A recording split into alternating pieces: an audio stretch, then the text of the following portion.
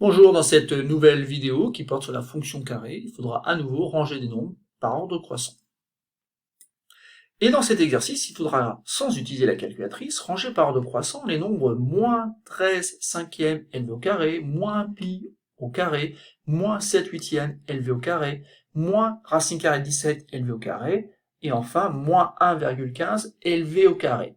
Donc je vous conseille d'appuyer sur pause, et essayer donc de ranger ces nombres-là en utilisant bien sûr le sens de variation de la fonction carré.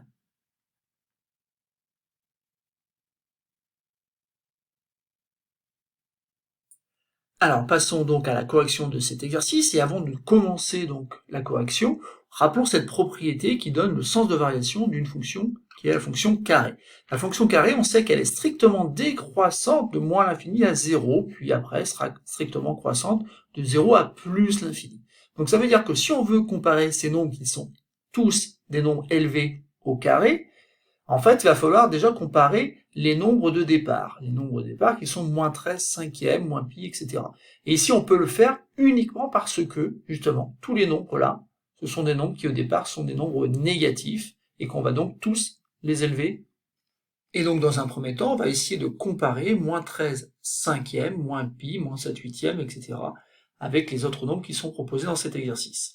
Donc, premièrement, pour moins 13 cinquième, j'ai pas de calculatrice où je me débrouille sans, donc ici la petite astuce c'est tout simplement de se dire que ça correspond à moins 26 dixièmes, autrement dit à moins 2,6. Moins 2,6, c'est l'écriture décimale donc du nombre moins 13 cinquième. Donc ensuite on a le nombre moins pi. Alors moins pi, un souvenir de collège, on sait que ça vaut à peu près moins 3,14. Donc déjà on peut comparer donc ces deux nombres-là. On fait la même chose avec moins 7 huitième.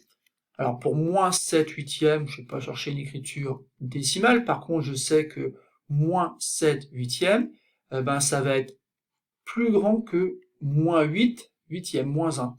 Donc c'est entre moins 1 et 0. Vérifiez que vous avez bien compris ici. Moins 7 huitième, c'est bien compris entre moins 1 et 0. Ça permet aussi de le comparer avec les deux autres.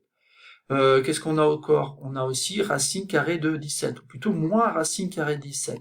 Sauf que je sais que racine carrée de 17, c'est un nombre qui est compris entre 4 et 5. Pourquoi? Parce que par définition, racine carrée de 17, c'est le nombre qui élevé, le nombre positif qui élevé au carré donne 17. Or 4 au carré ça fait 16 et 5 au carré ça donne 25. Donc racine carrée de 17 est entre 4 et 5, j'en déduis donc que moins racine carrée de 17 est compris entre moins 5 et moins 4. Et il ne me reste plus que le dernier nombre qui est moins 1,15. Vous allez voir qu'avec ces petits calculs-là, je vais être capable donc de ranger les nombres du plus petit vers le plus grand. En effet, ici, le plus négatif, le plus petit, donc c'est bien moins racine carrée de 17, puisqu'il est plus petit que moins 4. Ensuite, j'ai le nombre moins pi, qui est compris entre moins 4 et moins 3. Ensuite, j'ai le nombre moins 13 cinquième, qui vaut moins 2,6, donc qui est plus grand que moins 3,14, et donc plus grand que moins pi. Ensuite, j'ai deux nombres à comparer, donc moins 1,15, qui est plus petit nécessairement que moins 7 huitième. Et donc c'est terminé, j'ai bien comparé mes 5 nombres négatifs ici. Et d'ailleurs, c'est très important de noter qu'ils sont négatifs, car c'est la chose qui me permet d'avancer dans mon raisonnement, qui me permet d'utiliser le sens de variation de la fonction carré. Et je vais donc utiliser le fait que la fonction carré est strictement décroissante sur l'intervalle moins l'infini 0.